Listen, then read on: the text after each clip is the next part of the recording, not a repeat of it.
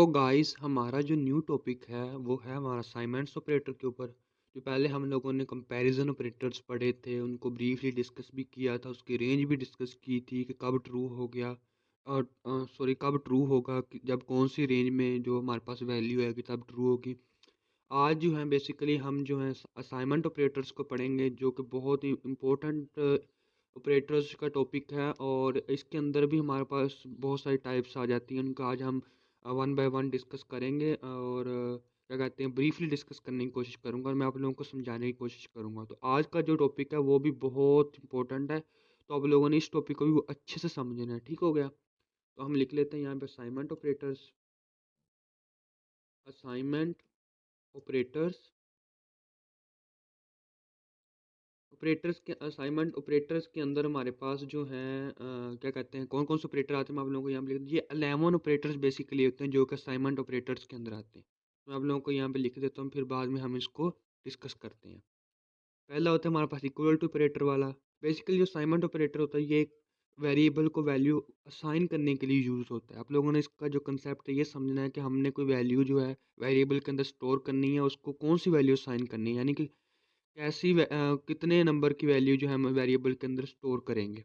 Assignment operator basically ये होता है। तो आप लोगों ने ये कंसेप्ट रखना है कि असाइनमेंट जो ऑपरेटर है वो हम उस वक्त यूज़ करते हैं जब हम किसी वेरिएबल को कोई वैल्यू असाइन कर रहे होते हैं, उसको दे रहे होते हैं, उसके अंदर स्टोर कर रहे होते हैं। ठीक हो गया, तो पहला इसके अंदर इक्वल टू ऑपरेटर आता है, फिर हमारे पास प्लस इक्वल टू ऑपरेटर आता है, फिर माइनस इक्वल टू ऑपरेटर आता है हमारे पास, फिर मल्टीप्ली प्रोडक्ट इक्वल टू कह सकते हैं इसको, प्रोडक्ट इक्वल टू ऑपरेटर आता है, फिर हमारे पास डिवीजन इक्वल टू ऑपरेटर आता है, डिवीजन इक्वल टू ऑपरेटर आता है। ठीक हो गया, उसके बाद जो हमारे पास ऑपरेटर आते हैं वो होता है and operator, and equal to operator आता है, फिर और इक्वल टू ऑपरेटर आता है, सॉरी और वाला और इक्वल टू ऑपरेटर आता है हमारे पास। और उसके बाद जो हमारे पास है left shift equal to operator आता है, फिर right shift equal to operator आता है, sorry right shift equal to operator आता है। और फिर उसके बाद पावर क्या कहते हैं पावर वाला आता है हमारे पास, पावर इक्वल टू ऑपरेटर आता है। और जो लास्ट हमारे पास आई थिंक हो गए 1 2 3 4 5 6 7 8 9 10, और जो एक रह गया वो हमारे पास मॉडुलस ऑपरेटर होता है, मॉडुलस इक्वल टू ऑपरेटर। तो ये हमारे पास बेसिकली 11 ऑपरेटर्स होते हैं, इनको हम जो है ब्रीफली डिस्कस करते हैं क्यों हम कब इसको यूज़ करते हैं। आप लोगों ने सिर्फ कंसेप्ट रखना है, रट्टा मारने की कोई ज़रूरत नहीं है, याद करने की कोई ज़रूरत नहीं है, सिर्फ आप लोगों ने इसको थोड़ा सा जहन में रखना है कि क्यों हम यूज़ करते हैं, कब यूज़ करेंगे। ठीक हो गया, तो जब हम कंडीशंस पढ़े होंगे या लूप्स पढ़े होंगे तो उसके अंदर हम इनको यूज़ करेंगे, तो तब हम इसका ब्रीफली इसको कंसेप्ट को समझेंगे एग्जांपल्स के ज़रिए। अभी मैं आप लोगों को सिर्फ इसका छोटे छोटे एग्जांपल्स के ज़रिए समझा देता हूँ क्यों यूज़ करते हैं। ठीक हो गया, तो मान लिया हमने एक इंटीजर वेरिएबल लिया ए बी एंड जो है सी लिया है, और ए के अंदर भी हमने एक वैल्यू रख दी है 5 रख दिया है, और बी के अंदर हमने वैल्यू रख दी 6 रख दी है। ठीक हो गया, तो अब हम लोगों ने क्या करना है कि इन ऑपरेटर्स को बार बार अप्लाई करना है और देखना है कि क्या कहते हैं ऑपरेटर्स को बार बार अप्लाई करके हम इनका आंसर मैं आप लोगों को दूंगा। ठीक हो गया, तो अगर यहाँ पे लिखा हो, पहला जो है लिखा हुआ है ए इज इक्वल टू 5, मैं यहाँ पे लिखता हूँ जी इज इक्वल टू ए, तो इसका मतलब हमारे पास क्या होगा जी की वैल्यू 5 आ गई। इसको मैं क्या करता हूँ ब्रैकेट के अंदर लिख देता हूँ, जी की वैल्यू जो है हमारे पास 5 आ गई। तो क्या किया कि अब ए की वैल्यू हमारे पास 5 थी तो जी की वैल्यू 5 है, यानी कि इक्वल टू ऑपरेटर क्या कर रहा था हमारे पास, जो ए की वैल्यू थी 5 वो उसने क्या किया जी को असाइन कर दी। तो इक्वल टू ऑपरेटर क्या करता है हमारे पास दो वेरिएबल के दरमियान जो वैल्यूज़ को जो असाइन हुई होती है उनको आपस में रख देता है। जैसे ये यहाँ ए की वैल्यू 5 थी तो जी के अंदर जाके स्टोर होगी, तो अब जी की वैल्यू भी 5 होगी। ठीक हो गया, अब मैं अगला जो कंसेप्ट है वो मैं समझाता हूँ आप लोगों को, जो है z plus is equal to 5। यहाँ पे मैं लिखता हूँ z plus is equal to A लिख देता हूँ यहाँ पे। अब यहाँ पे क्या होगा, अब आप लोगों ने देखना है कि जो z plus is equal to, अब ये बेसिकली है कि z plus is equal to, तो अब सबसे पहले आप लोगों ने जब भी इस तरह का कोई ऑपरेटर यूज़ हो रहा हो तब आप लोगों ने सबसे पहले क्या करना है, आप लोगों ने इस ऑपरेटर को तोड़ लेना है। तोड़ना कैसे, मैं आप लोगों को यहाँ तोड़ के दिखाता हूँ। तो बेसिकली इसका जो मतलब है हमारे पास, इस लाइन का मतलब बेसिकली यहाँ पे ये होगा G is equal to ji plus A. ठीक हो गया, तो बेसिकली इसका मतलब क्या है, G is equal to ji plus A, तो इसका आंसर क्या हमारे पास आएगा, यहाँ पे मैं ये लगा के, अब जो जी इज इक्वल टू हमारे पास होगा, पहले हमारे पास क्या वैल्यू थी जी की, जी की वैल्यू पर 5 थी, तो 5 + 5 हो जाएगा हमारे पास, 5 + 5 था, क्योंकि यहाँ पे जी की वैल्यू भी 5 है, या मैं कुछ चलो इस तरह करता हूँ, जी की वैल्यू यहाँ पे साइन कर देता हूँ, वैसे साइन कर देता हूँ, जी इज इक्वल टू 6 कर देता हूँ, 9 कर देता हूँ। तो अब जी की वैल्यू यहाँ पे 9 होगी, तो यहाँ पे जी की वैल्यू मैं 9 को अपडेट कर देता हूँ, तो 9 + 5 जो हमारे पास 14 आएगा, तो इसका आंसर जो हमारे पास आएगा वो होगा 14। जब भी इस तरह का ऑपरेटर यूज़ होगा हमारे पास, ये वाला, तो इसका मतलब जो है G plus is equal to A होगा, तो इसका मतलब होगा G is equal to ji plus A. तो आप लोगों ने सिर्फ ये कंसेप्ट रखना कि जब भी इस तरह का ऑपरेटर यूज़ हो, तो आप लोगों ने इसको सबसे पहले तोड़ के इस फॉर्म में लिख लेना। जब इस फॉर्म में आप लोग लिखोगे, तो आप लोगों को खुद ही समझ लग जाएगा कि जी के अंदर जो है जो इक्वल टू आ रही दो वैल्यू को जमा करेंगे, तो वो जी का जो आंसर आएगा वो जी के अंदर जाकर स्टोर होगा। बेसिकली यहाँ पे ये है, ठीक हो गया। तो G plus is equal to A है, तो इसका मतलब G is equal to ji plus A है। तो G is equal to Z की वैल्यू हमारे पास 9 थी, 9 प्लस ए की वैल्यू 5 थी, तो इज इक्वल टू 14 इसका आंसर आ गया। ठीक हो गया। आई होप आप लोगों को ये कंसेप्ट समझ लगा। इसी तरह आप लोगों ने मल्टीप्लिकेशन क्या कहते हैं डिवीजन का कर लेते हैं। मैं आपको इसी को कॉपी करके बार बार कंट्रोल वी की, अगर हम यहाँ पे माइनस वाला कंसेप्ट यूज़ करेंगे, तो क्या यूज़ करेंगे, यहाँ पे माइनस हो जाएगा हमारे पास। तो जी में से 9 में से 5 माइनस किए, तो फिर क्या है हमारे पास, यहाँ पे आंसर हमारे पास आ जाएगा 4। ठीक हो गया। तो इसी तरह अगर हम यहाँ पे क्या कहते हैं मल्टीप्लिकेशन वाला साइन यूज़ करें, तो फिर क्या आंसर आएगा हमारे पास, यहाँ मल्टीप्लाई कर देते हैं, यहाँ मल्टीप्लाई किया तो यहाँ पे भी मल्टीप्लाई कर दिया। अब यहाँ पे क्या होगा, हमारे पास 9 × 5 होगा, तो क्या होगा तो यहाँ पे आएगा हमारे पास 45 आंसर इसका आ गया। तो जब भी ये वाला ऑपरेटर यूज़ होगा और जी की वैल्यू जो होगी 9 होगी और ए की वैल्यू 5 होगी, तो हमारे पास जो आंसर आएगा वो 45 होगा। ठीक हो गया। तो अब अगला जो हमारा कंसेप्ट है वो है डिवीजन वाला। डिवीजन वाला भी मैं आप लोगों को करके दिखा देता हूँ। यहाँ पे ये डिवीजन हो गया। यहाँ पे भी आप लोगों ने सिंपल जब तोड़ के इस फॉर्म में लिखोगे, तो G is equal to G divided by A होगा, तो यहाँ पे 9 डिवाइडेड बाई ए करेंगे, तो हमारे पास जो इसका आंसर आएगा वो आएगा 0.45।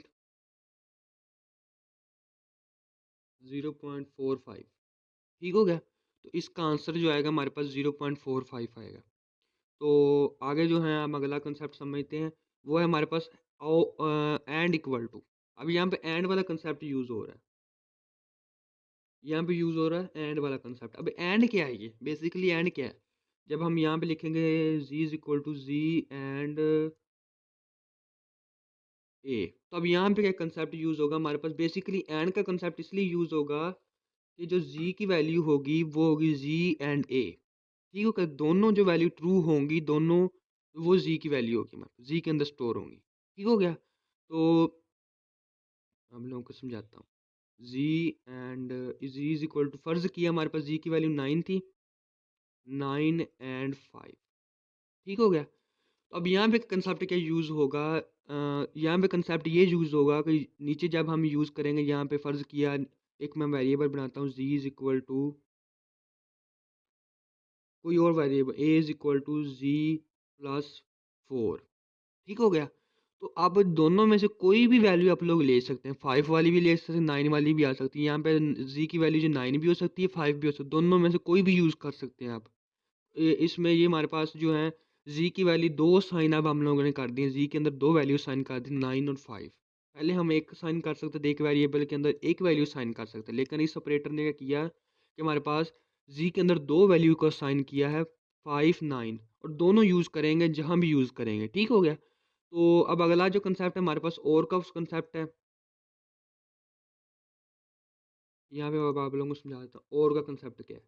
और में हमारे पास ये था, अब और के अंदर जब हम और वाला कंसेप्ट करेंगे, तो उसके अंदर दोनों में से एक वैल्यू को जो है हम क्या करेंगे, एक वैल्यू को यूज़ कर सकते हैं दोनों में से एट अ टाइम, एक वैल्यू को जो ट्रू होगी वो हम यूज़ करेंगे एट अ टाइम। तो यहाँ पे जी और है, तो यहाँ 9 और 5, 9 और 5 का मतलब भी आप लोगों को समझ लग गया होगा। और 5 का यहाँ पे है, तो दोनों में से कोई एक वैल्यू आप लोगों ने यूज़ कर सकते हैं दोनों में से। ठीक हो गया। तो मैं यहाँ पे ये काट देता हूँ।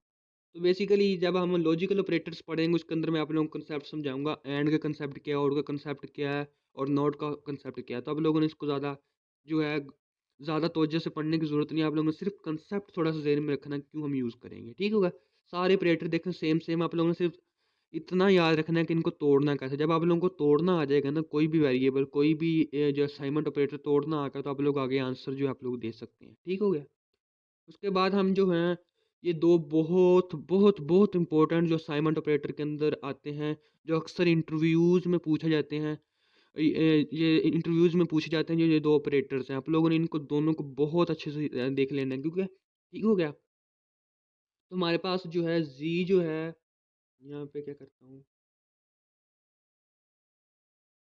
जी लेफ्ट शिफ्ट, इसको लेफ्ट शिफ्ट कहते हैं, left shift assignment is equal to A, G left shift assignment is equal to ए।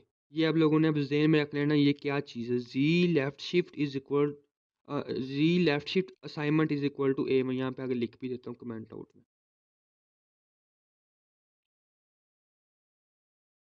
यहाँ लिख देता हूँ लेफ्ट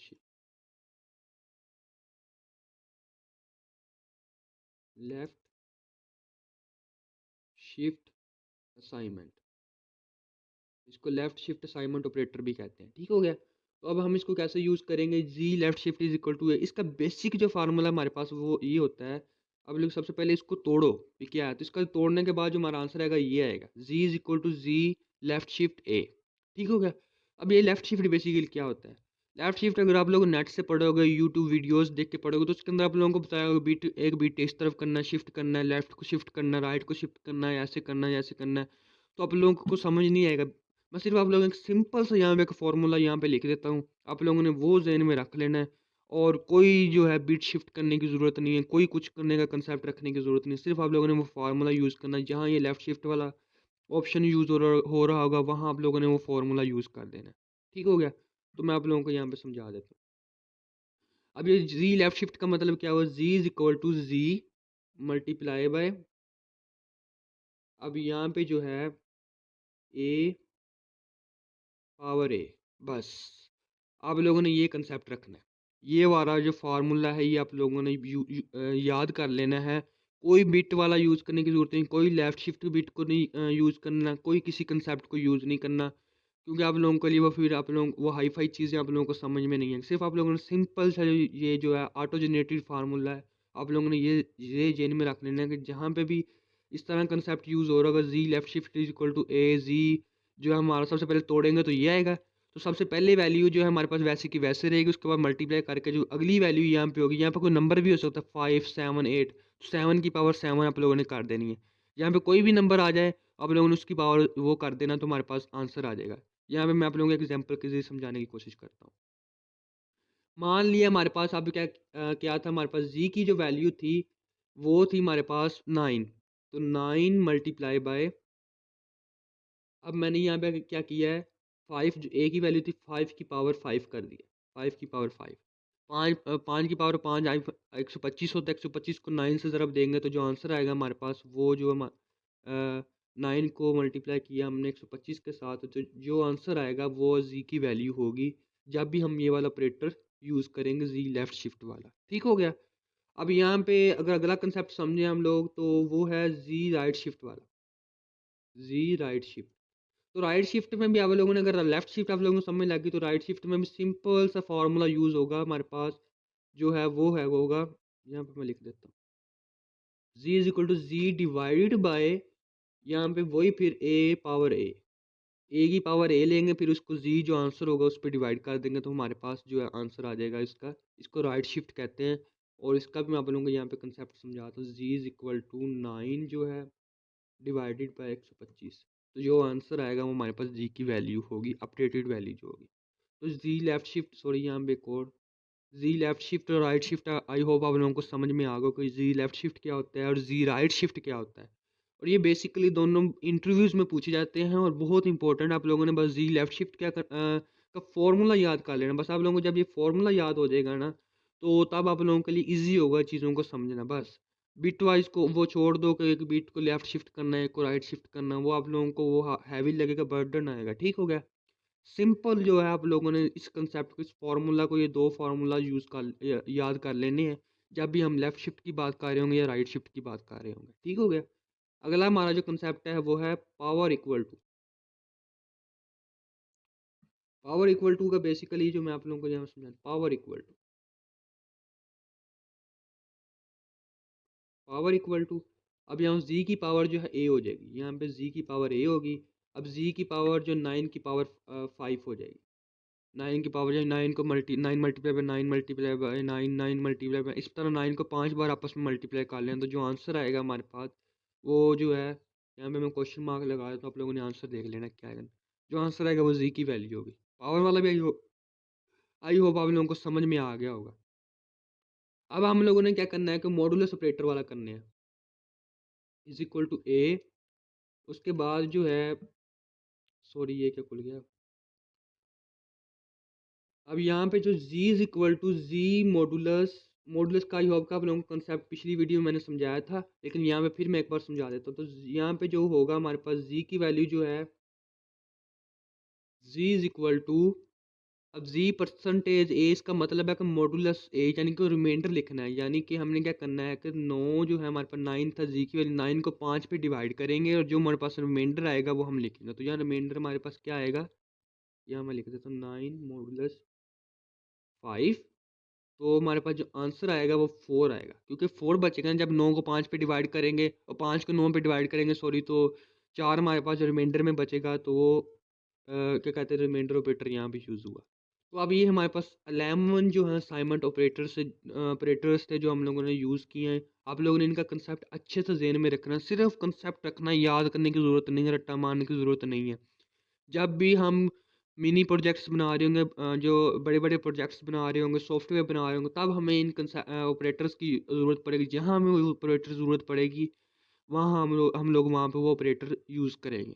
सिर्फ आप लोगों ने ये कंसेप्ट जेहन में रखना है कि अगर इस तरह हमारे पास वैल्यूज़ आप लोगों के पास इस तरह की आ जाती है, कोई आप लोगों के पास इस तरह की कोई वैल्यू है, सबसे पहले आप लोगों ने उसको तोड़ना, इस फॉर्म में लेके आना है।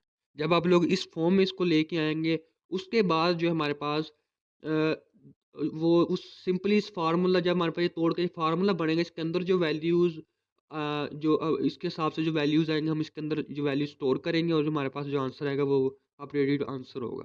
ठीक हो गया?